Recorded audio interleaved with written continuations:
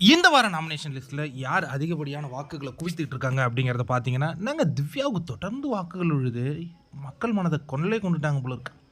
சரி, அதை அடுத்து பார்வதி, கெமி. கெமியை தொட்டு 3வது இடம். அதுக்கு அடுத்து விக்கல் சுக்ரம். அவன் வந்து பாட்டு வச்சு மேலே ஓடியாந்துருவான், பிரச்சனை இல்லை. சபரி, சாண்ட்ரா இவங்கெல்லாம் வந்து 1 2 3 4 5 6 இடங்களில் இருக்காங்க.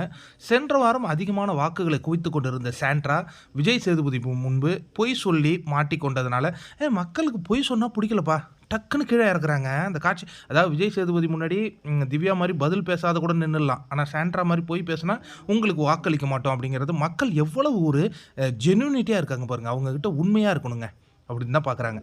அவரை தொடர்ந்து கனி, அரோரா, வியானா, பிரஜென், சுபிக்ஷா, அமித் அண்ட் ரம்யா இருக்கிற காட்சிகள். இந்த முறை ரம்யாவை கடைசியில் வச்சு எங்களுக்கு ஆசையை காட்டுவீங்க, அந்த அம்மா போயிடுன்னு பார்த்தா அப்புறம் உள்ளே உட்கார வச்சுக்கிட்டு சபரி அழ, அந்த அம்மா அழ, திருப்பாச்சி காவியத்தையும் காட்டுவீங்க எங்களுக்கு. போங்கப்பா.